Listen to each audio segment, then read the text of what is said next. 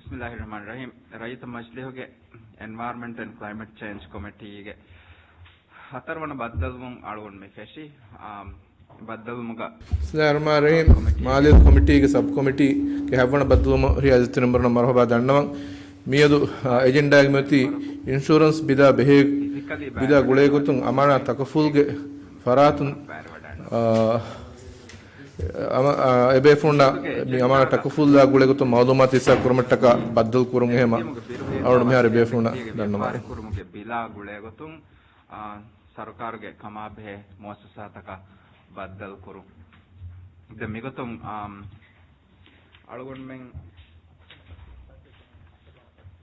demme algonda dennebuni hatarwana baddal liumugo eggoy hatarwana baddal ondetto paswana baddal okay paswana baddal wengeta recorded ta kai kaalon rangal kolla me meda algon men dannawali first muassasayaka a Ministry of Environment Protection Agency, Ministry of Health, Ministry of Fisheries, and the Ministry of Economic Development Ministry vidale wakama algonda idari mezo malumat evafani ebefloge comment nekkama ehmema algon men ebeflonaka wadannawa kanu dannawa ituraka mihar heme baddal muga wadame tibbe Ministry of Environmental Protection Agency ya Ministry of Health adi Ministry of Fisheries ke farat huriha beflona warboda marhaba dannawa mihar bilga masekke miasag hisabaki algon men wani committeeing fastcop gen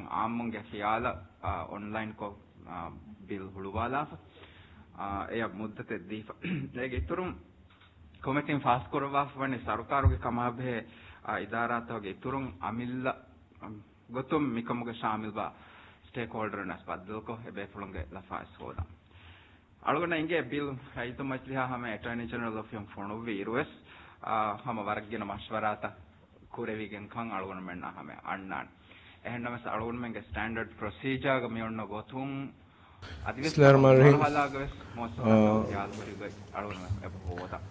we are having a session today for our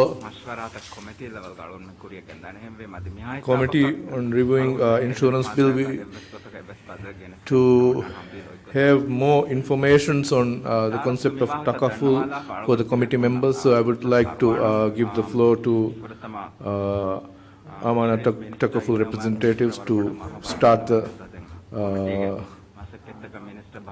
presentation. Thank you. Please carry on.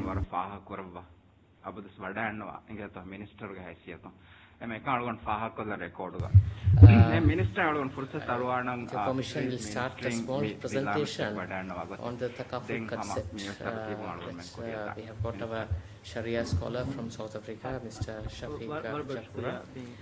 So he will do about 20 minutes the presentation with the question and answer session, and subsequently other matters we can discuss. Thank you.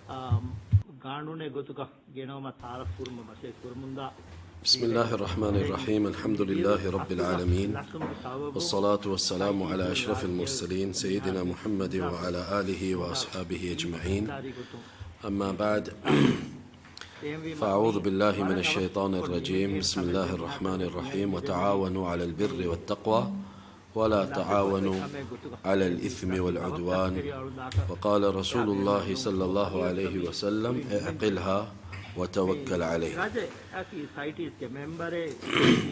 Jazakumullah, and I would like to take the opportunity to thank the Honorable House for affording us the opportunity to be present here this morning. It is a great honor for us to be present in your honorable presence. And we would just like to present the concept of takaful today.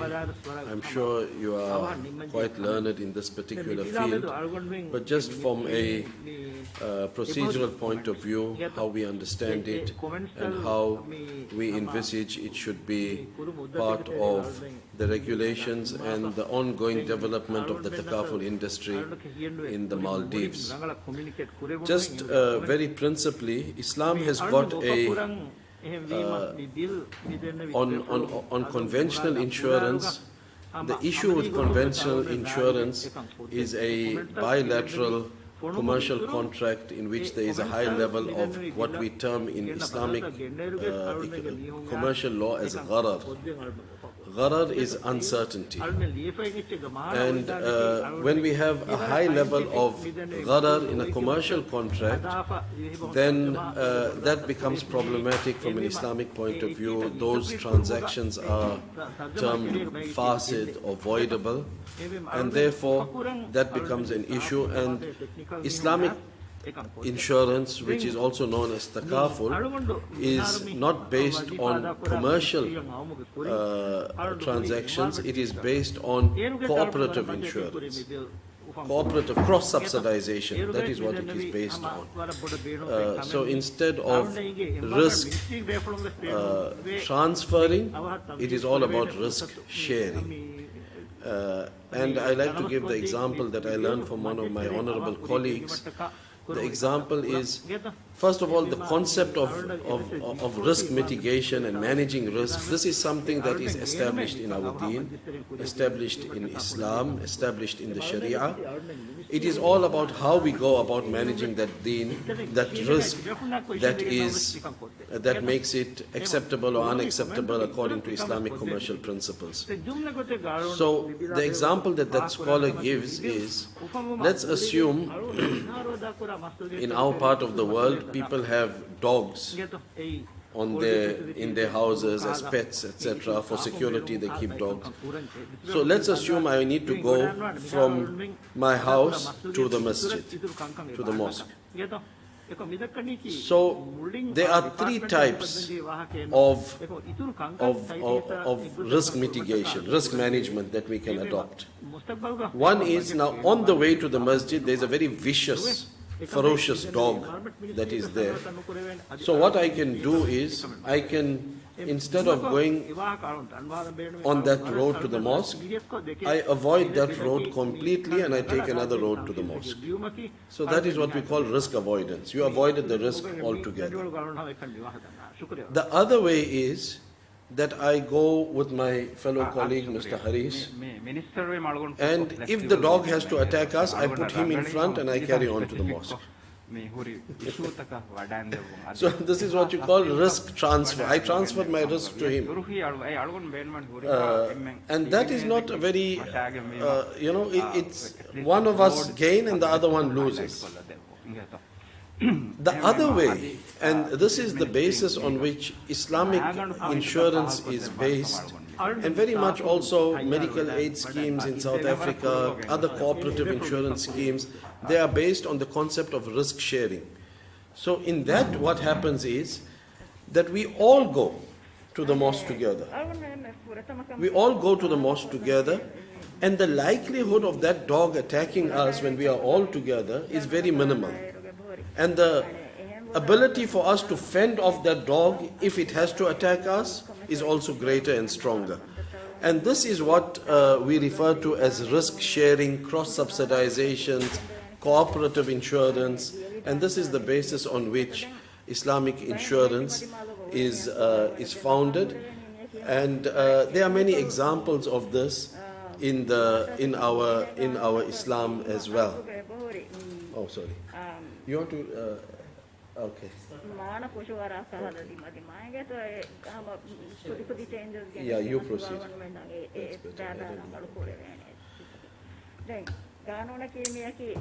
So this is a very, very broad overview of what takaful is based on. From a historic perspective, the first takaful company was actually founded in Sudan in 1979. Just before that, there was a fatwa from the Middle East, from Saudi Arabia, etc., to explaining the impermissibility of conventional insurance in terms of Islamic commercial law. And then this company was actually started off in Sudan. The father of takaful from a Sharia scholar's point of view, is known as a gentleman, a great scholar by the he passed away recently, a few years back, by the name of Sheikh Muhammad, Sheikh Siddiq Al-Amin Al-Darir. Sheikh Siddiq Al-Amin Al-Darir.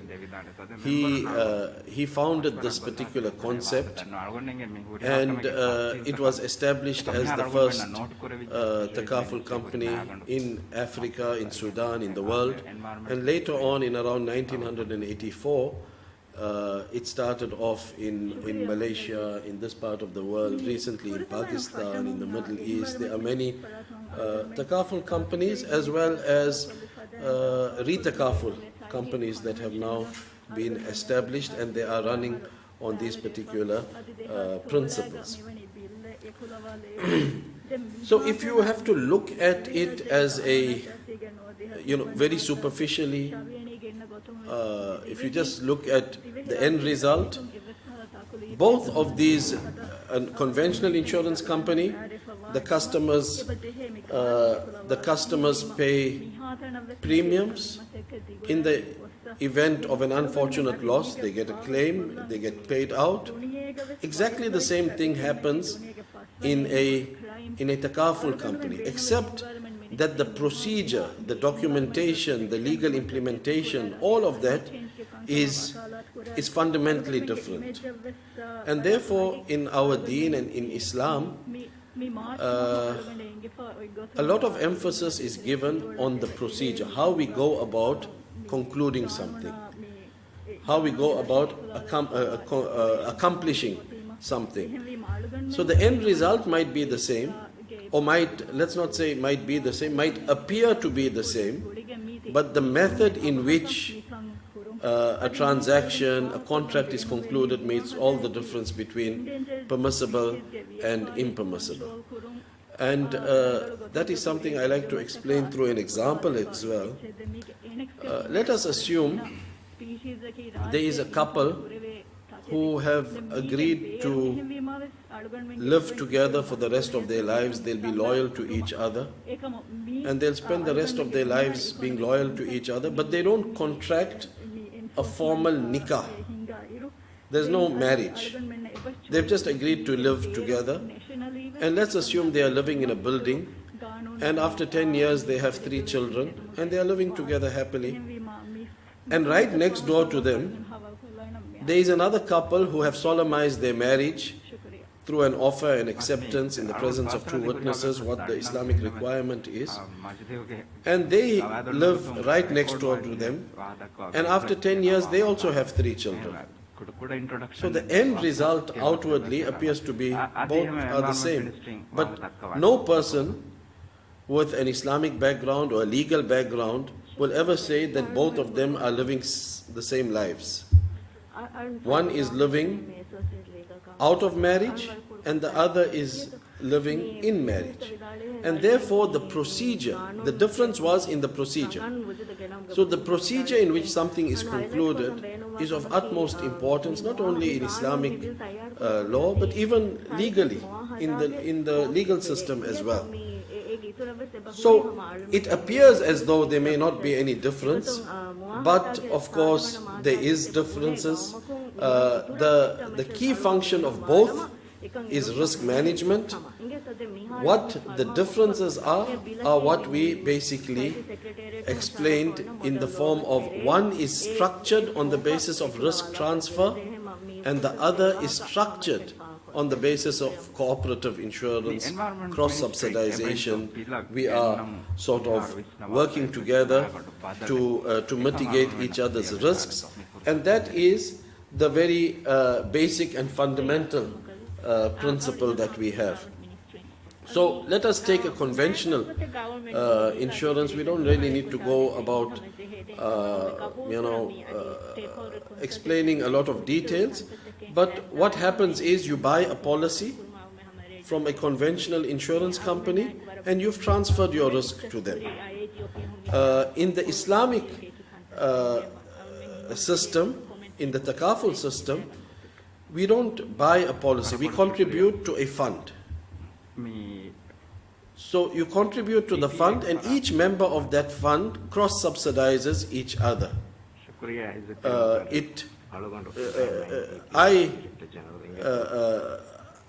I cover the other person's risk by contributing to the fund. He covers my risk to contributing to when we contribute to that fund, and in that particular way, risk is shared. Another core difference, if you go to the next slide, another core difference that is there is also. Yeah, so Takaful is based on risk sharing mechanism in terms of the policy or the membership contract. Participants pay contributions and they become a member of the pool, and they become entitled to certain benefits under the rules of that particular fund. On the other hand, in conventional insurance, you buy, there's actually a commercial contract, a bilateral commercial contract, in which a premium is paid and you transfer the risk to the insurance company, and they will take over that risk and become the owners of the premium. Whereas in a takaful scheme, the contribution is to the fund. No one owns that fund. That fund is structured on the basis of a waqf, particularly in the model that is used at Amana Takaful, that contribution goes to the fund. What's in it for Amana Takaful or any other Takaful operator for that matter? They manage that fund and they get a management fee for managing the fund. That's it. Of course, there are certain rulings that if there is a surplus in the fund, if they have managed the fund well, that they may be able to share in the surplus according to certain regulations. The actuaries, the Sharia board, the board of directors all get involved. Of course, the regulator will have a say, and that is how the surplus is distributed. But in principle, just by virtue of managing the fund, they don't become the owners of that fund. That fund is held separately, and the owners of that fund or the owner of that fund is Allah subhanahu wa ta'ala, because it is actually structured on this principles of a waqf. In terms of a definition, there is an organization, and I'm sure the honorable members are aware of this organization, known as the Accounting and Auditing Organization for Islamic Financial Institutions, which is IOFI. It's an organization set up more than 2 decades ago in Bahrain, and they have harmonized, just like how in accounting we have accounting standards, and companies all over the world, they report their financials in accordance to IFRS, internationally recognized accounting standards. This organization, IOFI, is a well-known organization globally. It has come up with Sharia standards, and 2 sets of standards they have come up with: Sharia standards and accounting and governance standards.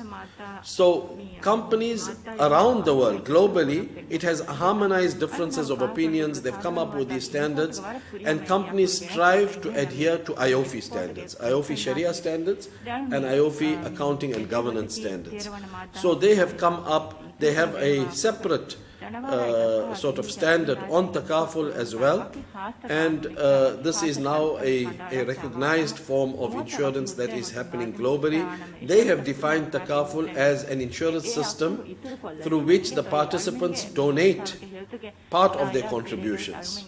The contribution is as a donation, which are used to pay claims for damages suffered by some of the participants. The company's role is to manage the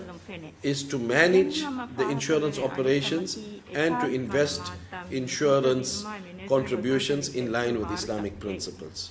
So they will use those, they'll manage the funds, they will use the funds to pay out claims according to the rules of the fund, and they will also invest surplus funds into Sharia compliant investment avenues. And this is something that is quite quite key. It's a key difference because we can't invest we can't invest in conventional bonds, conventional treasury bills. You have to invest it in a Sharia compliant. Otherwise, if you do invest it in a conventional bond, you have no option but to give that income away in charity because it is regarded as impermissible income. So it has to be invested in line with Islamic commercial principle. Who owns the Takaful fund? I think we've already touched on it. The fund has its own what we call in Arabic, it is a shakhsul ma'nawi. It's a juristic person, a legal entity or personality. The company acts as an agent and manages that fund, for which it becomes entitled to an agency fee. When it comes to the differences on technical aspects, there are differences in terms of the contract. So in conventional insurance, it's a bilateral commercial contract that is there, and the terminology, the wording used in that contract is also fundamentally different from one used in an Islamic policy. In an Islamic policy, it's a combination of contribution and indemnity arrangement between the individual policy holder and the fund, and the fund is of course managed by the Takaful operator. When it comes to the ownership of the fund, conventional insurance premiums are owned by the company. In Islam, in Islamic insurance or Takaful, it's owned by, that fund has its separate legal juristic entity and it's owned by that. So these are fundamental differences that we hope will be very much part of the regulations. The company's role in conventional insurance, the company owns the fund. In Islamic insurance, the company is the trustee, the entrepreneur, or the manager of that particular fund.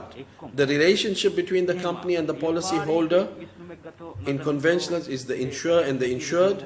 Here we like to terminate, call them the operator and the participant. So we have two separate funds. One is called the Operators Takaful Fund, one is called the GTF or the General Takaful Fund. In other companies it might be slightly different, but this is how these separate funds are managed, they are called.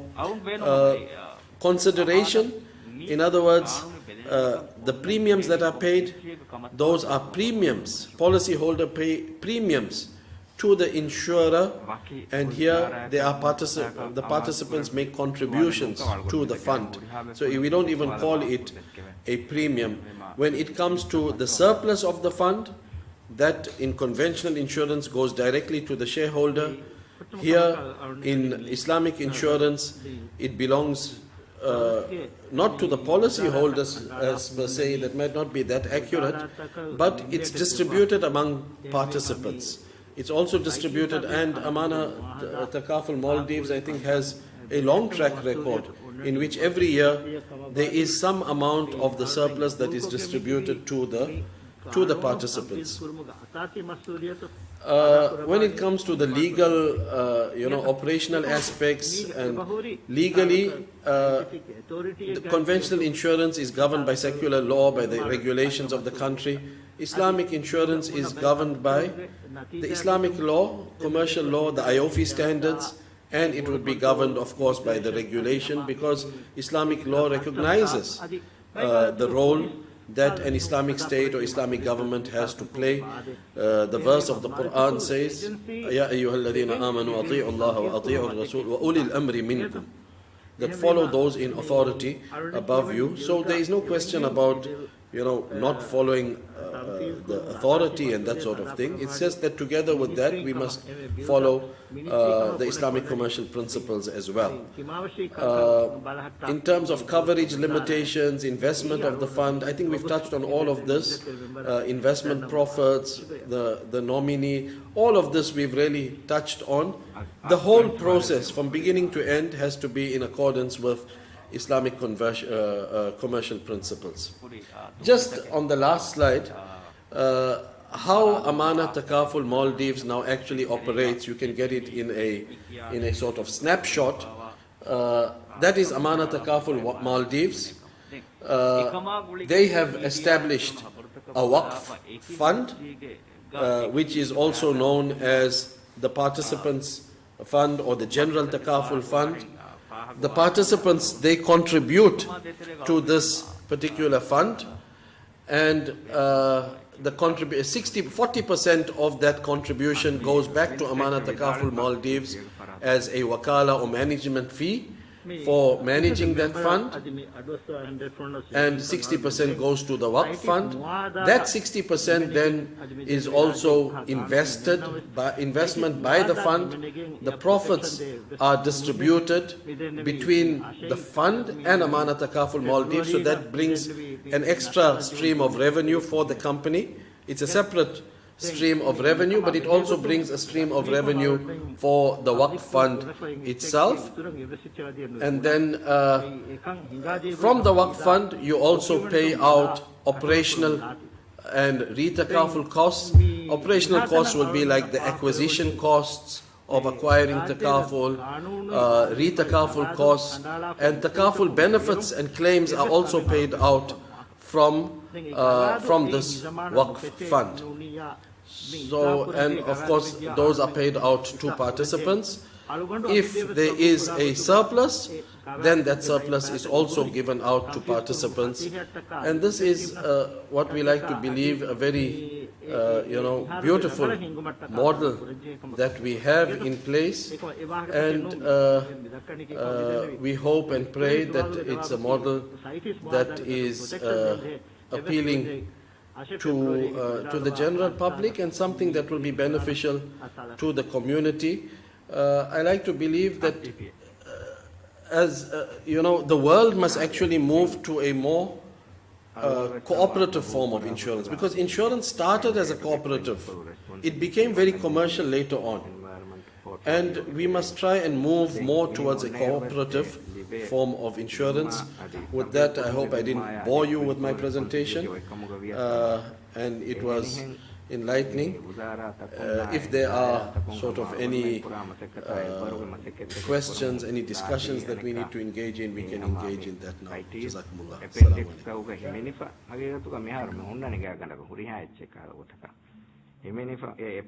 Thank you. Just one question. Thank you very much. It's very elaborate.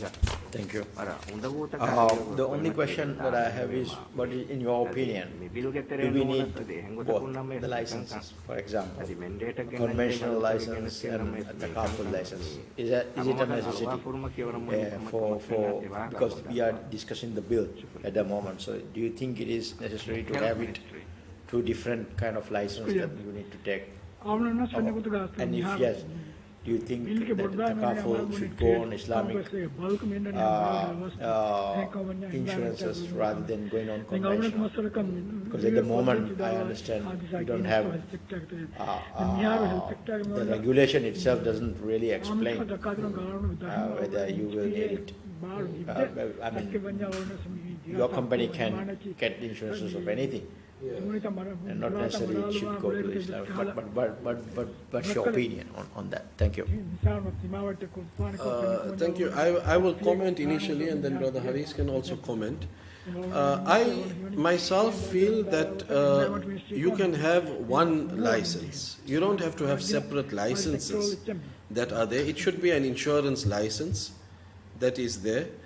But the bill must cater for Islamic insurance. There must be provisions in the bill so that you see, as a regulator, even like us as Islamic scholars in different companies, etc., we must create a level playing field through the regulations, so that each company that is there can then compete with each other or get market share in accordance with their service levels, with their competence. It should not be that the regulation or the bill is skewed towards one end and it gives other companies an unfair advantage. You see, so that's what we must make sure in the regulations. And, with the last point that I mentioned about cooperative insurance, maybe our regulations must be more, because we must try and, cooperative insurance is something that must be promulgated. That is good for the public. And that's what I believe is something that will be beneficial to the public at large. Adding just a few more points to Mr. Shafiq Jakura. As you mentioned, it's about giving the recognition to Thaqaful and to have the level playing field when it comes to operating in this conventional environment. We appreciate at least to this stage we have got the discussion level as to how we can have a regulation accordingly. If you take Malaysia as an example, when in 1983 the Thaqaful concept was introduced, although Sudan took over way before 1979, Malaysia became the hub for Thaqaful and it prospered, and every commercial company has opened up their separate Thaqaful company, not a window even. That is because they got the fullest support from the regulators, from the government, and they championed it systematically to bring the Thaqaful Act. So Malaysia today has, in the sense in 1984 itself the Thaqaful Act was formed. They had the support, they had the vision to promote Islamic finance. With that, it prospered so fast. We aspire for all this to be in that stage, inshallah, in time to come. But today at least we have got the discussion to have the regulations in place, which we really welcome.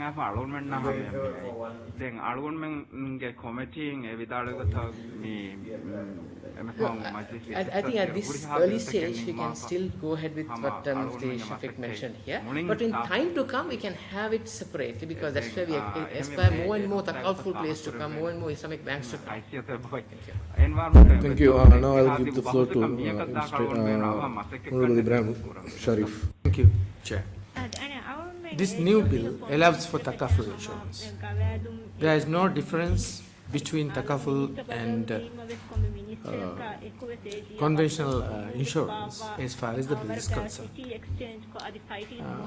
Because you see, most of the companies that operates in the Maldives are foreign companies. Yes. Tourist resorts, etc., etc. Some of the companies now take insurance from insurance companies abroad, internationally. Sometimes group insurance, because companies like Hilton or Intercontinental, they have group insurance. Now, this particular case, when this bill comes into operation, it becomes law. One company, whether insured in abroad or with a foreign or international insurer, they will have a local fronting company. That is the only difference, because although the conventional insurance companies don't have a fund, they still share the risk, because what the insurer pays to the policy holder is also the money that is pooled together from the premiums. Actually, as you said, the difference between, if I didn't understand wrong, is that you take, Taman Thaqaful takes a part of the contributions as a management fee, whereby the conventional insurance, if I understood you correctly, takes whatever is paid out to the insurance claims, the rest remains as profit of the insurance company. Whereas in Amana Thaqaful model, the 40% goes to the as a management fee, the rest is contributed towards Waqf fund, whereby if there are any surpluses, then it is distributed to the policyholders, or what you call as participants. So I think I understood fully well the slight difference methods used for risk management between the conventional insurance and the Thaqaful insurance. The major difference is the operation of the Thaqaful Waqf fund, and the company which operates the fund takes a management fee. whereby in conventional fund, the profits goes to the company itself. They don't have a separate fund. Reinsurance. I would like you to explain a bit further. What is re-takafu? Is it the same thing as reinsurance, which is like Swiss Re or Region Road, they reinsure the risk from a bigger company, a smaller insurance operator here in the Maldives. So actually we want to regulate the insurance because now there are no regulations whereby the Maldives Monetary Authority issues the license even today, but they don't have rules and regulations to govern the operation of insurance in the Maldives. So we want to strengthen the regulatory framework, and we assure you that we will allow a level playing field for Islamic insurance called takaful and conventional as well, because this law will cover both aspects of this. So can you explain the re-takaful thing? So just as we have reinsurance companies now globally, we also have re-takaful companies that run on the same basis, but they are doing re-takaful. So you have Swiss Re that is doing re-takaful, Hanover Re, Labuan, and Saudi Re, and many other companies. They do re-takaful. So as far as possible,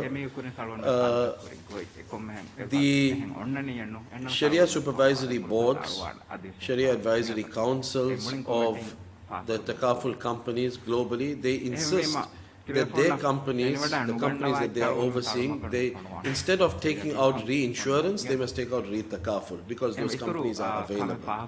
But it happens in many instances that re-takaful may not have, because we are in the primary stages, we are infant stages. So, in particular in the Maldives now, for example, it's not possible for them to cover every and all risks that we have. Yes, majority of the risks that are covered through re-takaful, but there is a small percentage which is covered through reinsurance.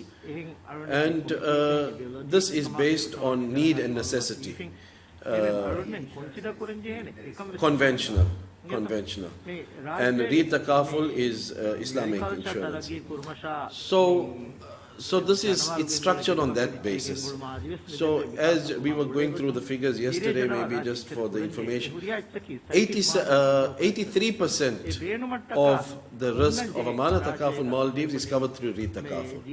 There is 15 to 17% that is covered through reinsurance, not because it was a choice, because re-takaful was not available for that though. And we as the Sharia Advisory Council, we look at that in every meeting. It's a standing item on our agenda.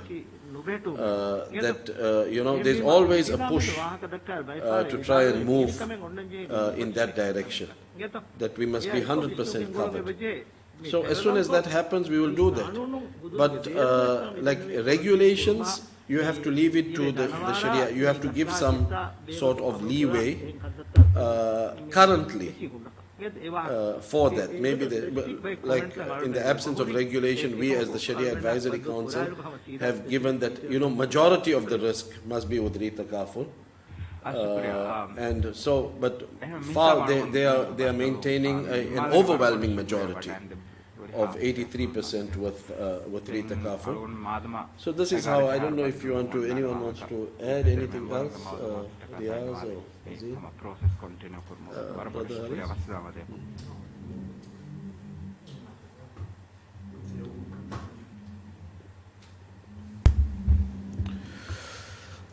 All right, thank you very much for the informative presentation on takaful. And more or less, I understood that we're doing the same thing, but it's a different approach of mitigating the risk. So I think we have got some very crucial answers that we require to, while reviewing the bill, whether the allocations or provisions that we could consider to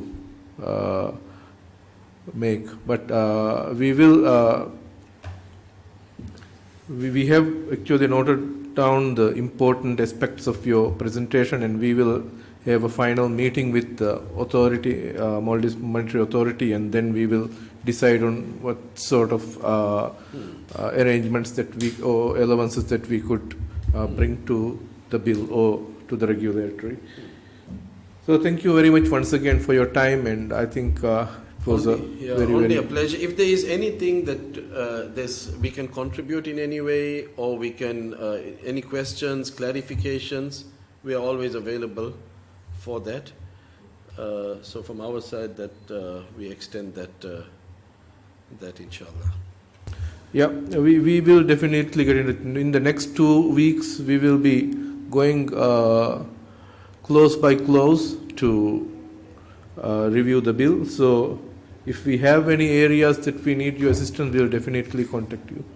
Thank you very much for your time. So I will conclude today's meeting. Thank you once again. Assalamu alaikum. Wa alaikum salam. Thank you.